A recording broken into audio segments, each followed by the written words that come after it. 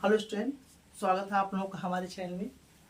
देखिए, आज कक्षा 10 का विज्ञान स्टार्ट कर रहे हैं और इसमें चैप्टर है प्रकाश का परावर्तन और अपवर्तन। किसी किसी बुक में अपवर्तन परावर्तन अलग अलग चैप्टर दिया है, लेकिन हम एक ही में पूरा पढ़ा दे रहे हैं।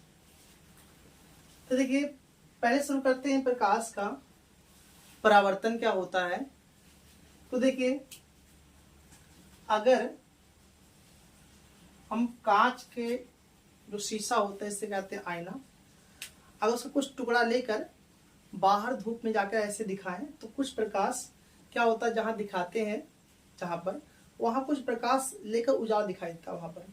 बस क्या है कि यहाँ प्रकाश इसके आर पार नहीं हो पाया, यहाँ से टकराकर जिस दिशा में लोग किए रहते हैं उसी दिशा में चला जाता है। बस सेम ये घटना कहलाता है प्रकाश का परावर्तन। जैसे मान लीजिए पूरा समतल कोई कांच है और इसके एक तरफ कलई कर दें, कलई मतलब पेंट कर दें, ठीक। उसे जो कांच होता है उसके आर पार दिखाई देता है, जो कांच होता है उसके आर पार देख सकते हैं, लेकिन अगर उसकी एक तरफ कलई कर दें या पेंट कर दें तो आर पार नहीं देख सकते हैं। बस ऐसे यहाँ पर है कोई समतल, यहाँ पर दर्पण है, मतलब कोई कांच था जिसकी एक तरफ कलई कर दी है, बन गया दर्पण। अब मान लीजिए इसके ऊपर का एक माध्यम है, नीचे का एक माध्यम है। अब अगर प्रकाश मान लीजिए तिरछा आ रही है, ऐसे यहाँ दिखा दे रहे तिरछा, प्रकाश की किरण ऐसे आ रही है, इसको निकल जाना चाहिए आगे, लेकिन चूंकि यहाँ पर क्या है, यहाँ पर कलई किया गया है तो इस पर नहीं आ सकता है। तो क्या करता है, टकरा के पुनः उसी माध्यम में चला जाता है। तो यही घटना जो होता है ये कहलाता है प्रकाश का परावर्तन।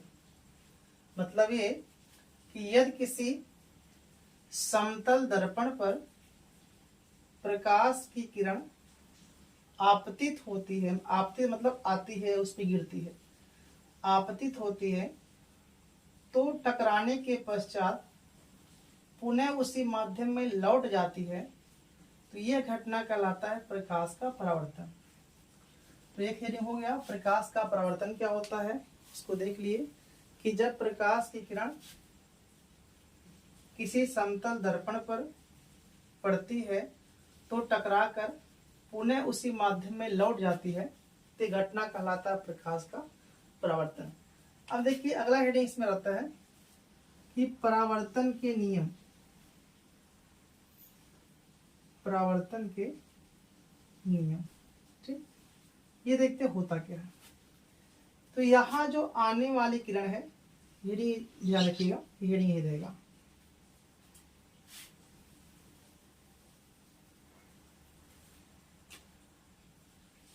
आने वाली किरण को कहते हैं आपतित किरण, आपतित किरण। और टकरा कर जाने वाली को बोलते हैं परावर्तित किरण।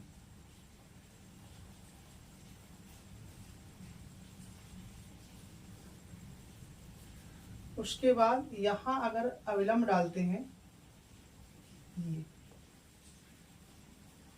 ये है अविलंब, ठीक। तो अविलंब और आपतित जो किरण है इसके बीच जो कोण बनता है इसे आई से दर्शाते हैं और इसे कहते हैं आपतन कोण, आपतन कोण। उसके बाद अविलंब और ये जो परावर्तित किरण होती है इसमें होता है जो कोण बनता है उसे आर से दर्शाते हैं और इसे कहते हैं परावर्तन कोण, परावर्तन कोण, ठीक। तो शायद समझ में आ रहा होगा कि क्या क्या चीजें हैं। पहले तो देखें क्या बताया है कि प्रकाश का परावर्तन। तो परावर्तन क्या होता है कि जब किसी समतल दर्पण पर प्रकाश की किरण आपतित होती है तो टकराकर पुनः उसी माध्यम में लौट जाती है, तो यह घटना कहलाता है प्रकाश का परावर्तन। अब थोड़ा चित्र बढ़ा रहे हैं, इसी चित्र में से बताएंगे कि इसके नियम क्या होते हैं, क्योंकि नियम इसी में दिख रहा है। ये अभिलंब खींच दिए हैं।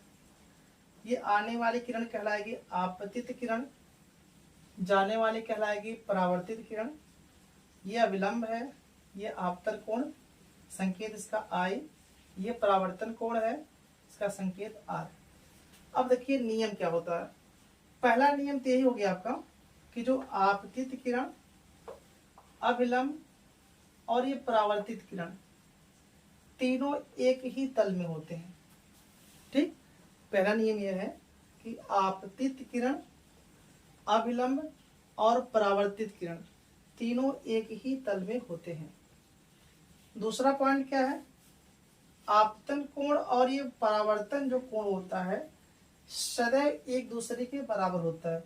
मतलब ये है कि अगर अविलंब, इसको मान लिया कि अविलंब है यहाँ पर, जब भी यहाँ पर आपतित किरण को भिन्न भिन्न कोण पर अगर इसमें आपतित करते हैं तो जितने कोण पर आपतित होता है उतने कोण पर परावर्तित हो। जैसे एग्जाम्पल ले रहे हैं, मान लीजिए आपका बोर्ड है और बोर्ड तो ये है, मतलब मान लीजिए पूरा ठोस कोई दीवार है। अगर इस पे हम गेंद ऐसे मारते हैं, इस प्रकार से ऐसे मारते हैं तो सीधे अगर मारते हैं तो सीधे आएगा, लेकिन जैसे तिरछा मारते हैं तो तिरछा जाएगा। बस सेम घटना है कि जितने कोण पर मारेंगे, इस मान लीजिए यहाँ पर इतने कोण मार रहे हैं तो चढ़ा के इतने कोण पर निकलेगा। ठीक है, जिस कोण पर आएगा उसी कोण पर आगे जाएगा। अच्छा ठीक है, ये क्वेश्चन इसमें है जो एग्जाम में पूछ लेता है और बहुत पॉइंटेड है। देखिए क्वेश्चन पूछ लेता है कि अगर प्रकाश की किरण लंबवत आपतित हो रही है तो इसका परावर्तन कोण कितना होगा, मतलब कितने कोण पर वापिस जाएगा। जैसे इसके पहले तो बताया कि ये कोण आपस में बराबर होता है, मतलब अगर 30 अंश पर आपतित होता है तो 30 अंश पर परावर्तित होगा। 60 पर आएगा तो 60 अंश पर ही परावर्तित होगा, तो जितने कोण पर आएगा उतने कोण पर ही परावर्तित होगा। लेकिन अगर लंबवत आता है तो कितने कोण पर परावर्तित होगा, अर्थात इसका परावर्तन कोण कितना होगा। ठीक, तो देखिए हमेशा जो कोण मानते हैं, अभी कुछ लोग मन में चलेगा जब 30 पर आया है तो 30 पर गया है। अगर लंबवत मतलब 90 अंश पर आएगा तो 90 अंश पर जाएगा, तो आने जाने का मतलब नहीं। यहाँ पूछा क्या गया, परावर्तन कोण, तो परावर्तन कोण भी 90 अंश आएगा, दिमाग में ऐसा चलेगा। लेकिन ऐसा नहीं है, क्योंकि जो कोण हम मापते हैं वो कहाँ से मापते हैं, अविलंब और ये परावर्तित किरण दोनों के बीच में। तो ये बताइए जब अविलंब लंबवत आ रहा है और लंबवत जाएगा तो अविलंब और किरण दोनों एक ही पर है, अर्थात इनके बीच कोई कोण ही नहीं बनेगा, अर्थात क्या है 0 अंश। अगर लंबवत आपतित होता है तो जो परावर्तन कोण होगा वह 0 अंश होगा। ये ध्यान देंगे। ठीक, एक बार देख लें पीछे कहीं वीडियो रुका तो नहीं है, नहीं तो बोलते रह जाएंगे। कैमरा कोई पीछे नहीं है भाई, रात को 11 बजने वाले हैं। ठीक है, कोई दिक्कत नहीं है। बारिश भी होगा, आज ही शुरू कर रहे हैं, बारिश भी हो गया। देखिए तो फिलहाल एक बार फिर से पूरा देख लीजिए। प्रकाश का परावर्तन क्या होता है, जब प्रकाश की किरण किसी समतल दर्पण पर पड़ती है, टकराकर पुनः उसी माध्यम में लौट जाती है, तो यह घटना कहलाता है प्रकाश का परावर्तन। नियम क्या हो गया, आपतित किरण, अविलंब और परावर्तित किरण तीनों एक ही तल में होते हैं। दूसरा नियम क्या है, आपतन कोण और परावर्तन कोण दोनों एक दूसरे के क्या होते हैं, हमेशा बराबर होते हैं। ठीक है, परावर्तन हो गया, परावर्तन के नियम हो गया। अब अगला देखिए,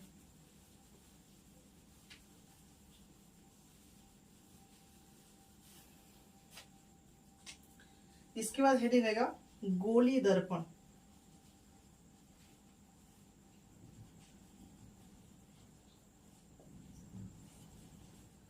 गोली दर्पण क्या होता है, देखिए जैसे अगर कोई गोला है, गोला मतलब खोखला गोला होना चाहिए, कांच कह सकते, खोखले गोले का कोई मान लीजिए कोई कांच है जो खोखले गोले के आकार का है। अब इसका कुछ भाग काट देते हैं, चाहे इधर से काट दें चाहे इधर से काट दें। तो काट कर मान लीजिए अलग कर देते हैं, अभी से रहने दे रहे हैं। काट के इसके एक तरफ कलई कर दें, ऐसे इधर भी कलई कर दें। तो ये कांच का खोखला गोला है। अब तक क्या था, जब तक कलई नहीं किए थे तो आर पार देख सकते थे, लेकिन अब क्या है कि थोड़ा सा भाग निकाल लिए हैं, ऐसे निकाल दिए हैं। अब इसके तरफ कलई कर दिए हैं। अब यहां से आर पार नहीं देख सकते, जैसे भी समतल दर्पण भी था, एक तरफ कलई कर देते हैं तो प्रकाश किरण आएगी तो टकरा के लौट जाएगी, ऐसा था। तो सेम ये भी दर्पण बन गया, बस क्या है गोले का भाग है, इस वजह से क्या है ये गोली दर्पण है। ठीक, तो अभी यहाँ ध्यान दें तो ये दो प्रकार का दिख रहा है। हमेशा कलई उस साइड में करते हैं तो, या ये दोनों का इधर करते हैं तो क्या होगा, दो प्रकार का दिख रहा। यहाँ देखिए, जो अगर यहाँ प्रकाश की किरण डालते हैं इधर से यहाँ पर, तो ये उभरा हुआ भाग दिख रहा है। और यहाँ जो परावर्तन होगा भाई, आएगा प्रकाश किरण तो टकरा के उसी माध्यम में वापस लौट जाएगा। और यहाँ पर क्या है, टकरा कर ये भी इसी माध्यम में लौट जाएगा। लेकिन अब क्या है, दोनों में परावर्तन हो रहा है, क्योंकि इसी घटना को कहते हैं प्रकाश का परावर्तन। परावर्तन यहाँ भी हो रहा है, परावर्तन यहाँ भी हो रहा है, दोनों तरफ परावर्तन हो रहा है। दोनों में मतलब परिवर्तन यहाँ हो रहा है, लेकिन यहाँ जो हो रहा है वो क्या उठे हुए भाग से हो रहा है, और यहाँ पर जो हो रहा है वह दबे हुए भाग से हो रहा है। बस इसी से डिफाइन करेंगे कि कौन सा है। तो ये तो गोली दर्पण के पहले डिफिनेशन देख लीजिए। किसी कांच के खोखले गोले का कुछ भाग काटकर उसके एक तरफ कलई कर देते हैं तो जो इस प्रकार का दर्पण प्राप्त होता है इसे कहते हैं गोलीय दर्पण। ठीक, कि किसी कांच के खोखले गोले का कुछ भाग काट कर अलग कर दें और उसकी एक तरफ कलई कर दें या पेंट कर दें, जो दर्पण प्राप्त होता है वो होता है गोली दर्पण। दर्पण से संबंधित कुछ परिभाषाएं। ठीक, इसके पहले कुछ आपको बता दें कि वीडियो बहुत लॉन्ग बनाएंगे, क्योंकि समय काफ़ी बीत चुका है। तो कोशिश कर रहे हैं कि वीडियो का थोड़ा ड्यूरेशन बड़ा कर दें ताकि जल्दी जल्दी समाप्त हो जाए। इस वजह से वीडियो एडिट नहीं करेंगे, क्योंकि एडिट करने बहुत समय लगता है। इस वजह से जो भी गलतियां रहेंगी या जो भी रहेगा हम उसी सहित अपलोड कर देंगे। तो उसके लिए क्षमा चाहेंगे, अगर कोई गलती होती है तो इम्प्रूव करने की कोशिश करेंगे फिर से दोबारा उसको। जैसा कहीं गलत हो गया तो फिर आगे बताएंगे, तो उस गलतियों पर कोई ऐसा कमेंट ना कीजिए कि गलत हो गया। ठीक है, क्योंकि यहाँ गलत होगा तो उसके आगे बता देंगे कि ऐसे ये नहीं ऐसे था। तो फिलहाल आगे देखिए, गोली दर्पण से संबंधित कुछ परिभाषाएं। मान लीजिए यहाँ पर एक हम दर्पण बना दे रहे हैं, गोली दर्पण, एक तरफ कलई कर दे रहे हैं। ठीक, प्रकाश की किरण हमेशा इसी तरफ से डालते हैं, इस वजह से कलई उस साइड में किया जाता है। अब देखिए इसमें क्या क्या पॉइंट है उसी के बारे में पढ़ना है। पहला ही आपको जो दिख रहा है ये कहलाता है मुख्य अक्ष।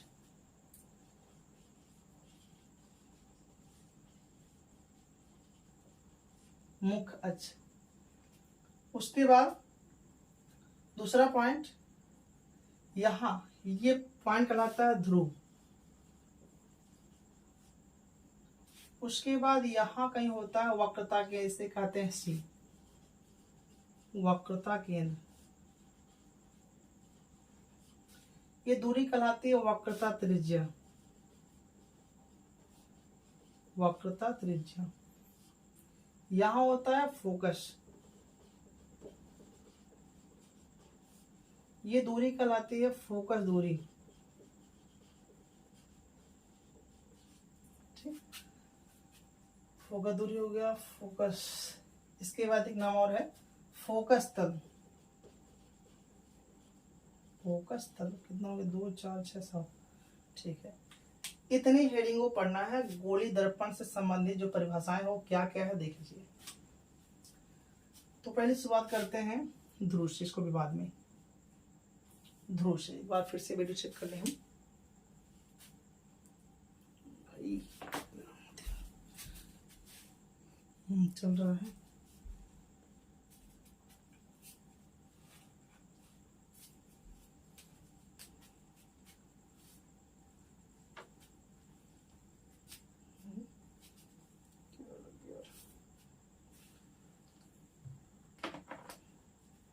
देखिए ध्रुव क्या होता है, जो गोली दर्पण का जो मध्य बिंदु होता है वो कहलाता है ध्रुव। इसे P से प्रदर्शित करते हैं। P मतलब पोल। फिर से देखिए, गोली दर्पण का जो मध्य बिंदु होता है वो कहलाता है ध्रुव। इसके बाद आते हैं वक्रता केंद्र पर। वक्रता केंद्र वो क्या होता है, देखिए ये मान लीजिए टीला हो गया जो है। चलिए ठीक है, मान लीजिए गोला है, ठीक है, सपोज कीजिए। अब ये गोले का जो भाग आया कट के, मान लीजिए यहाँ का भाग काट के यहाँ पर ले आए हैं, ठीक। अब कोई गोला है तो बिना केंद्र का होगा नहीं, तो इसका अपना कोई केंद्र है, ठीक। तो देखिए अब गोले को जब इसका काट के भाग लेकर आए हैं, बस इसका सेंटर यहाँ मानेंगे कि इसका कहीं यहाँ पर सेंटर होगा। तो यही जो केंद्र होगा, अब यहाँ पर चूंकि वक्र बन गया तो सिर्फ वक्रता, यहाँ गोला था तो गोले का केंद्र था, यहाँ वक्र है तो वक्र का केंद्र होगा। बाय डिफिनेशन इसी से बनाएंगे। गोली दर्पण जिस गोले का भाग होता है उस गोले के केंद्र को इस दर्पण का, गोली दर्पण का वक्रता केंद्र कहते हैं।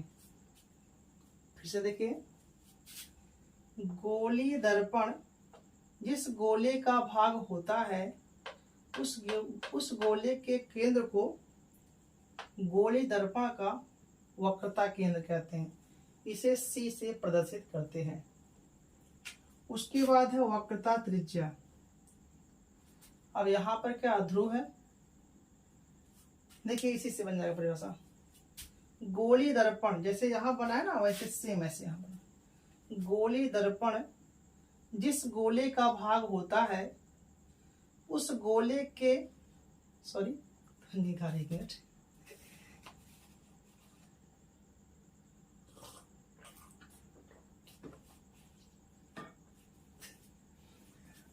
देखिए गोली दर्पण जिस गोले का भाग होता है उस गोले की त्रिज्या को गोली दर्पण की वक्रता त्रिज्या कहते हैं, ठीक है। चूंकि इसी से कटा हुआ है तो इसी की जो त्रिज्या होगी, यहाँ पर, यहाँ गोला था तो गोले की त्रिज्या थी, यहाँ पर वक्र की तरह है तो यहाँ वक्र की त्रिज्या मतलब वक्रता त्रिज्या होगी।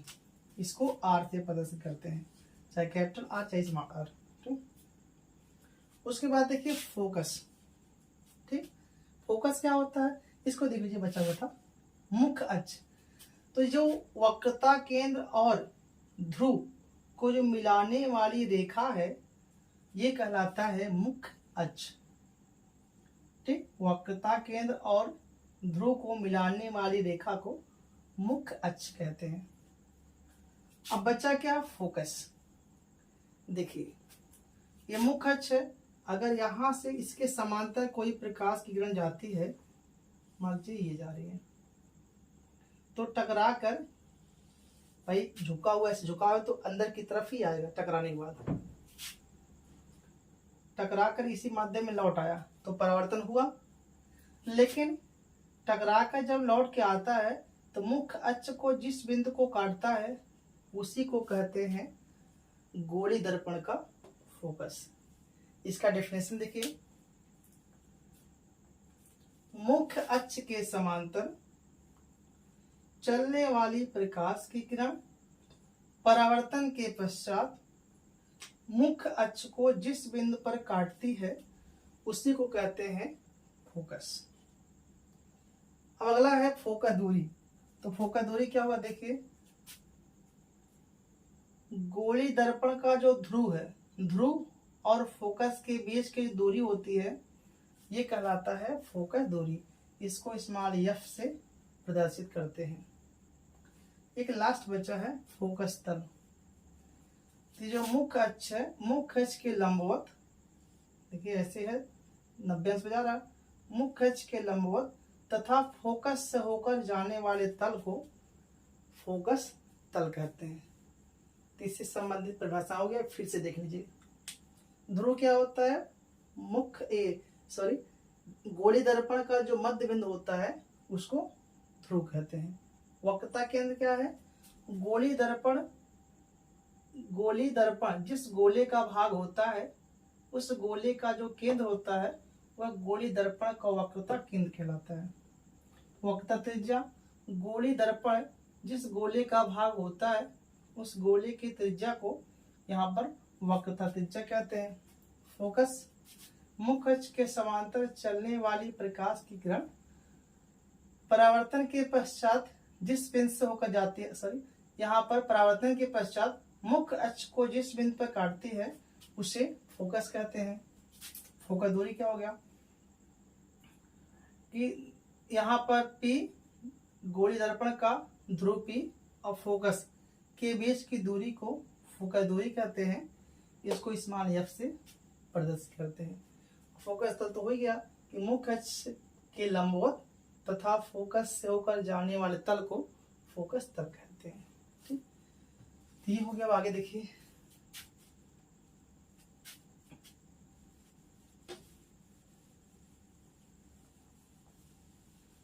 इसके बाद हेडिंग रहेगा, इससे दो दर्पण यहाँ पर है, एक उत्तल है एक अवतल है, तो दोनों के द्वारा प्रतिबिंब कैसे बनता है। तो पहले प्रतिबिंब बनने के नियम देख लीजिए। नियम 3 होते हैं, उसी माध्यम से बनाते हैं। जैसे हेडिंग यही है कि गोली दर्पण द्वारा प्रतिबिंब बनाने के नियम।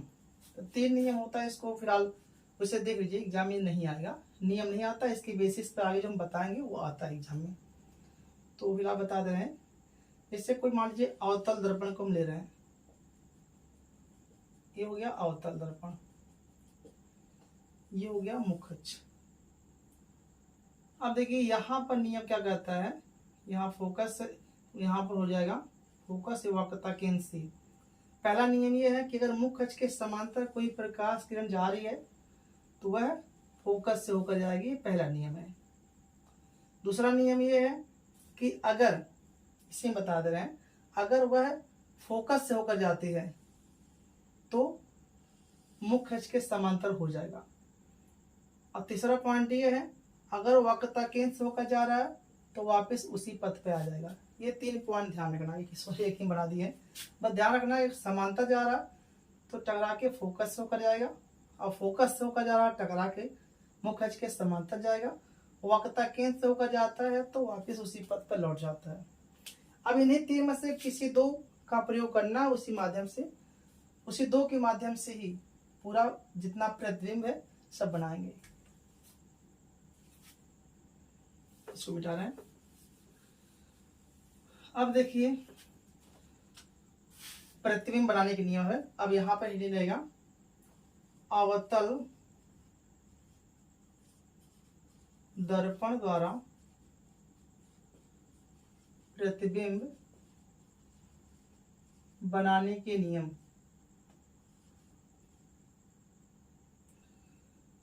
सॉरी, बनाने के नियम, बनाना, ठीक है, कि अवतल दर्पण द्वारा प्रतिबिंब बनाना। अब अवतल दर्पण प्रतिबिंब कितना बनाता है, कैसे बनाता है, वो यहाँ पढ़ेंगे। वो टोटल मिला के 6 स्टेप है। तो देखते हैं, कोशिश करते हैं कि एक ही बार में सब हो जाए। ये मिटा दे रहे हेडिंग, मतलब हेडिंग यही रहेगा, तो जगह कम है इस वजह से इसको मिटा रहे हैं। इसको भी मिटा दे रहे हैं, कोशिश कर रहे हैं कि 6 फिगर इसमें आ जाए। कि देखते हैं, नहीं आता 3 दिन कर दे रहे हैं। देखिए मान लीजिए यहाँ पर पहला हेडिंग रहेगा, जब वस्तु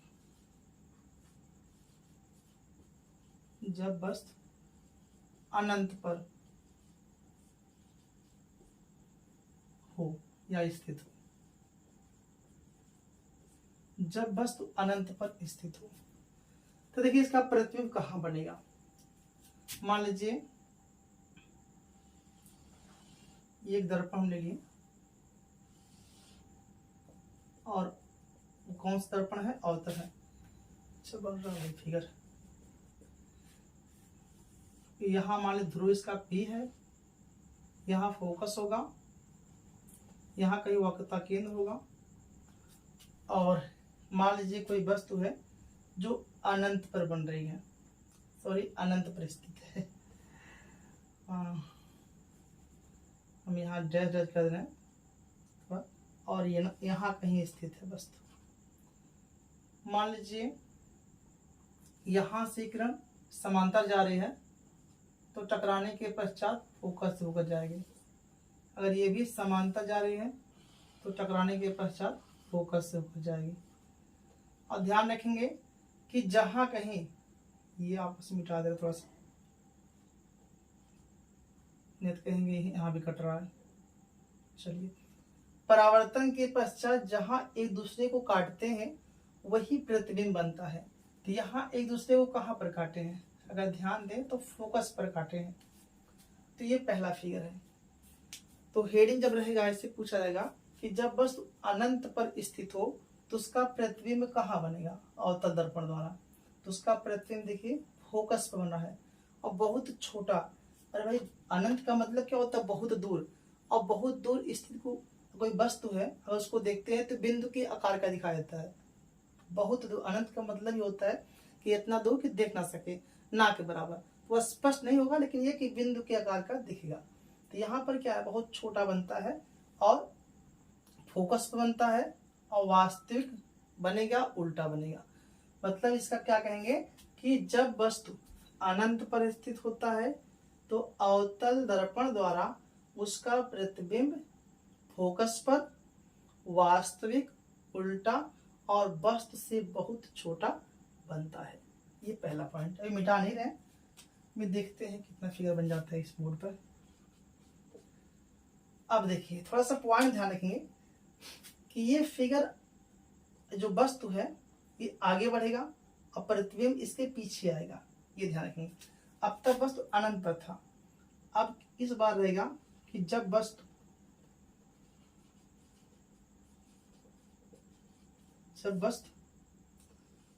अनंत व वक्रता केंद्र के बीच स्थित हो। ध्यान रखेंगे, इसका मतलब होता है बीच में स्थित है, ठीक है, पूरा लिखे नहीं है। जब वस्तु अनंत व वक्रता केंद्र के बीच में स्थित हो। तो देखिए इसका प्रतिबिंब कहाँ बनेगा। देखिए नीचे दिख रहा नहीं, देख ले पीछे कहाँ तक दिख रहा है, यहाँ तक और आ गया नहीं भाई। अच्छा यहाँ पर दिख रहा है कैमरे में, कटे मतलब फिगर यहाँ तक बना सकते हैं, ठीक। देखिए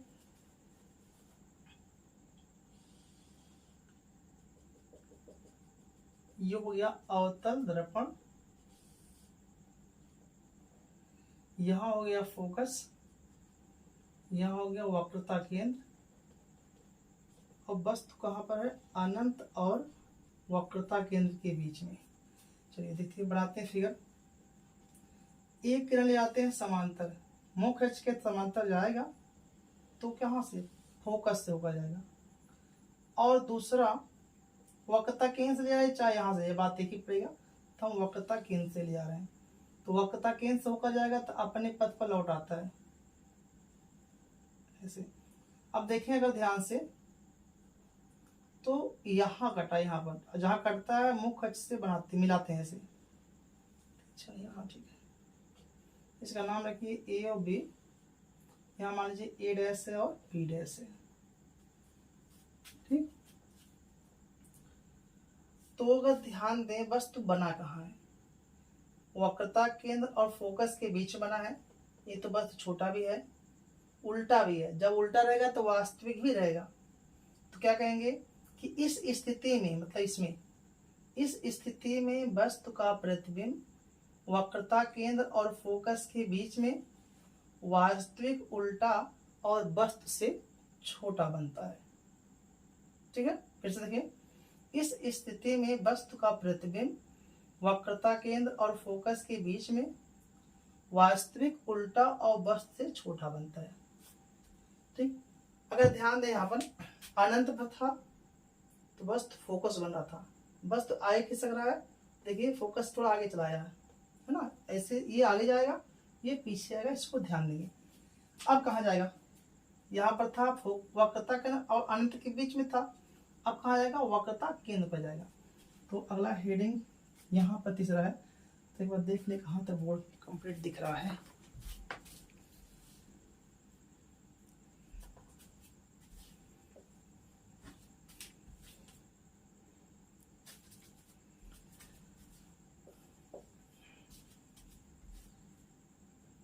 ठीक है, यहाँ पे फिगर बना सकते हैं।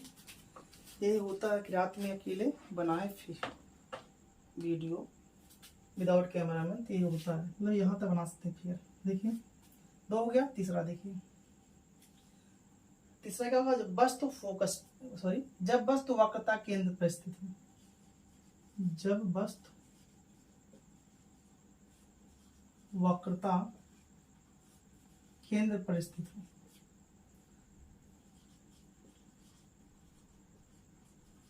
ठीक, तो देखिए कहाँ बनेगा, वक्रता केंद्र का मान लीजिए है अवतल दर्पण, और यहाँ पर क्या है, P है, यहाँ फोकस है, यहाँ वक्रता केंद्र C है। मान लीजिए यहाँ बस स्थित है, एक प्रकाश किरण, तो एक किरण यहाँ जाएगी मुख्य अक्ष के समांतर, और परावर्तन के पश्चात यह फोकस से होकर जाती है, और दूसरा फोकस से होकर जाती है, तो परावर्तन के पश्चात यह मुख्य अक्ष के समांतर हो जाती है। मतलब इसको ऐसे फेर बनाना है थोड़ा सा कि आपस में सट जाए, ऐसे सेम उसी पर बनेगा। ठीक, तो क्या कहेंगे कि इस स्थिति में वस्तु का प्रतिबिंब वस्तु के नीचे, मतलब वक्रता केंद्र पर ही वास्तविक उल्टा और वस्तु के बराबर बनता है। तो कभी कभी एग्जाम पूछ लेता है कि अवतल दर्पण में वस्तु के बराबर प्रतिबिंब बनाने के लिए वस्तु को कहाँ पर रखना होगा, तो क्या होगा, वक्रता केंद्र पर। ठीक है, तो क्या हो गया, इस स्थिति में वस्तु का प्रतिबिंब वक्रता केंद्र पर ही वास्तविक उल्टा और वस्तु के बराबर बनता है। ठीक, देखिए ये चित्र आगे जा रहा है, यहाँ पर वस्तु, ये प्रतिबिंब पीछे की तरफ आ रहा है, मतलब इधर आ रहा है, ये वहां जा रहा है, ये इधर आ रहा है, यहाँ था तो यहाँ बना, अब यहाँ से यहाँ बनेगा, इससे आगे चल जाएगा। तो अब वस्तु कहाँ होगा, यहाँ से आगे जाएगा, कहाँ पर, फोकस और वक्रता केंद्र के बीच में। तो यहाँ एक और बना दे रहे हैं, चलिए ठीक है, तो समझ में आ ही गया है, उसी पर बता दे रहे हैं। 4th पॉइंट इसका है, जब वस्तु वक्रता केंद्र, मतलब वक्रता केंद्र और फोकस के बीच में यहाँ स्थित हो।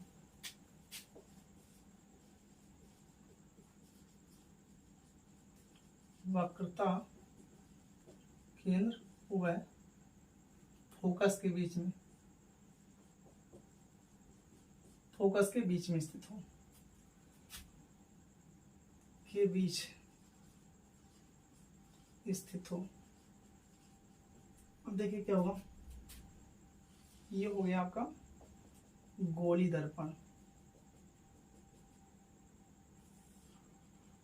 यहाँ है फोकस, यहाँ वक्रता केंद्र, अब वस्तु यहाँ पर है। देखिए जब तक बराबर नहीं था तब तक ये बड़ा था ये छोटा था, अब बराबर हो गया, अब ये छोटा होगा ये बड़ा होता जाएगा। यहाँ से एक किरण मुख्य अक्ष के समांतर जाएगा, टकरा के फोकस से होकर जाएगा, और दूसरा वाला फोकस से होकर जाएगा, टकरा के यहाँ बनेगा।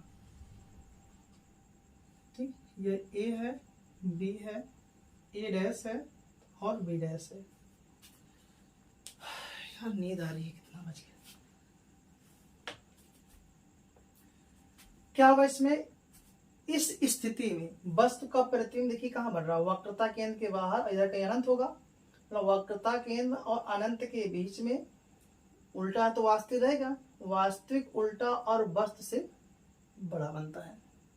देखिए इस स्थिति में वस्तु का प्रतिबिंब वक्रता केंद्र और अनंत के बीच में वास्तविक उल्टा और वस्तु से बड़ा बनता है। फिर बना सकते हैं। 4 पॉइंट हो गया। 5वां पॉइंट देखिए, अब वस्तु कहाँ जाएगा, इससे और आगे जाएगा, इसके बाद क्या फोकस है। तो अगला है पॉइंट है, जब वस्तु फोकस पर स्थित हो,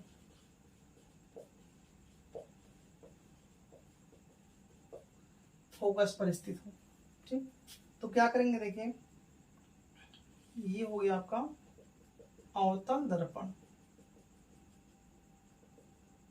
यहां से मुख्य रेखा P है, यहाँ फोकस मान लीजिए F है, वक्रता केंद्र यहाँ कहीं होगा, सॉरी यहाँ वाला कर दें, फोकस है, वक्रता केंद्र है, फोकस पर स्थित है, तो यहाँ से एक किरण मुख्य अक्ष के समांतर जाएगा, तो टकरा के फोकस से होकर जाएगा, और दूसरा वक्रता केंद्र से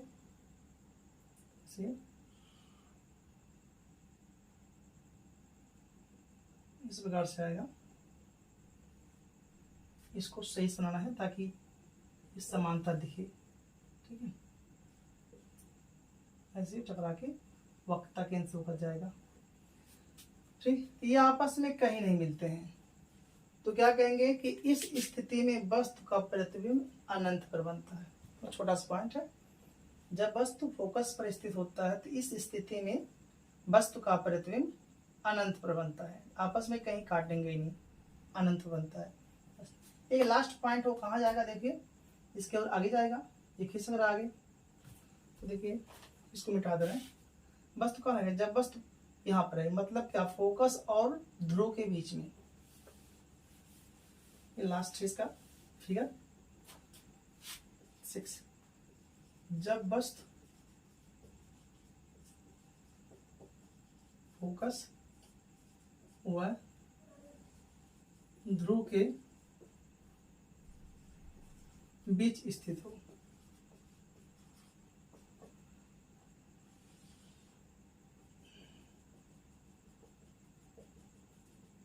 देखिए यहाँ मान लीजिए इसका ध्रुव है, यहाँ फोकस है, यहाँ कहीं वक्रता केंद्र है, वस्तु यहाँ पर स्थित है। अब इसकी एक किरण यहाँ पर जाएगी समांतर और टकरा कहाँ से हो जाएगी, टकरा के फोकस से होकर जाएगी, और दूसरी किरण यहाँ वक्रता केंद्र से जाएगा, यहाँ पर देखिए ये आपस में तो ऐसे आता है, थोड़ा फैल जाता है, यहाँ पर यहाँ कभी नहीं मिलेगा, लेकिन आगे यहाँ फैल रहा था, आगे इकट्ठा होगा कहीं पर, तो ये मान लीजिए कहीं मिलेगा, काल्पनिक है, दर्पण के पीछे, तो यहाँ बनेगा ए और बी, ए डैश बी डैश। क्या कहेंगे कि इस स्थिति में वस्तु का प्रतिबिंब दर्पण के पीछे, अब उल्टा बना तो आभासी, सॉरी यहाँ पर सीधा बना ना, तो आभासी सीधा और वस्तु से बड़ा बनता है। इस स्थिति में वस्तु का प्रतिबिंब दर्पण के पीछे आभासी सीधा और वस्तु से बड़ा बनता है। तो ये 6 कंडीशन था अवतल दर्पण के लिए। तो उत्तल के लिए कितना कंडीशन देखिए, उत्तल के लिए हेडिंग रहेगा उत्तल दर्पण द्वारा प्रतिबिंब का बनना, उत्तल दर्पण द्वारा प्रतिबिंब का बनना। अब उत्तल है तो ऐसे रहेगा,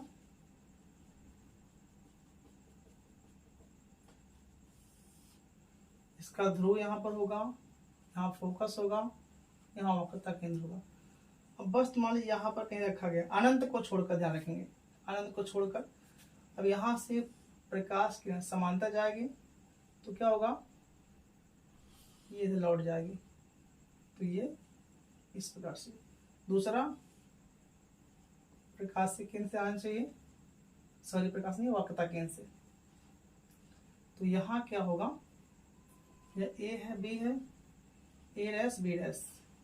देखिए अगर यहाँ ध्यान दे तो सीधा बना, सीधा है मतलब आभासी रहेगा। तो कहेंगे यहाँ पर प्रत्येक कंडीशन में, तो अनंत को छोड़कर, अनंत बना स्थित हो तो प्रत्येक कंडीशन में वस्तु का प्रतिबिंब फोकस और ध्रुव के बीच में आभासी, सीधा और वस्तु से छोटा बनता है। ठीक है, तो ये हो गया उत्तल दर्पण के लिए एक। अब थोड़ा सा देख छूट गया, उसको देख लीजिए। मान लीजिए बचा है वक्रता, त्रिज्या व फोकस दूरी में संबंध। तो ये सिंपल सी बात ध्यान रखेंगे, यह बराबर r/2, मतलब किसी भी दर्पण के लिए फोकस दूरी का मान उसके वक्रता त्रिज्या की आधी होती है। किसी दर्पण की फोकस दूरी उसकी वक्रता त्रिज्या की आधी होती है।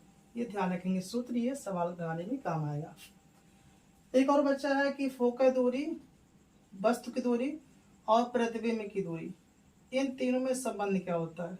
तो ये ध्यान रखेंगे 1/f बराबर 1/v प्लस 1/u।